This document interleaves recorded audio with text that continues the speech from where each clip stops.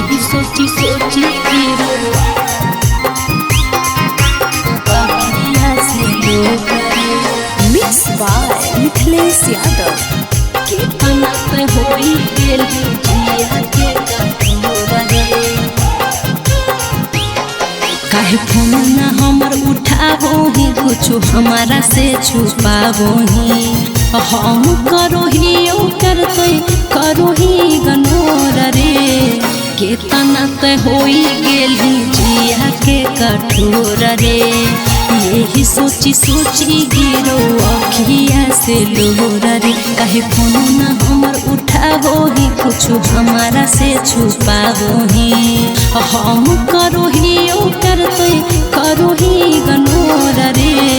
कितना ते होई गेल जिया के कठोर रे। यही सोची सोची गिरो अखिया से लोर रे। अखिया से लोर रे। यही सोची सोची गिरो अखिया से लोर रे। कितना ते होई गेल जिया के कठोर रे। पहिले तक करो हली दिन रात फोन रे। लागो हो बदल गेलो जन तोर मन रे।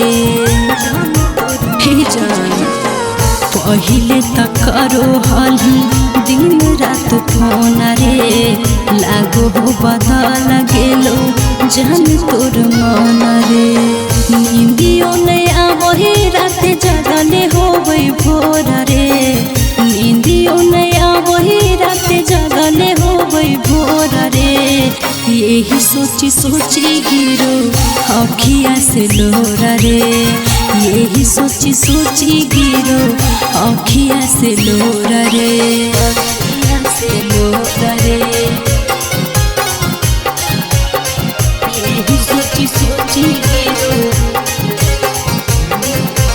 अखिया से लोर रे। कितना ते होई गेल जिया के कठोर रे।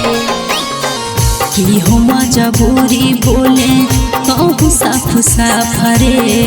दे भेज धोखा भगवान कर तूने माफ रे। हे रे की हो मजबूरी बोले कहूँ साफ साफ रे। दे भेज धोखा भगवान कर तूने माफ रे। तो ही तही मिथिलेश प्रेम के डोर रे। कहू स्वीता करी है नहीं धोखा हमारा जोर रे। यही सोची सोची गिरो अखिया से लोर रे। यही सोची सोची गिरो अखिया से लोर रे।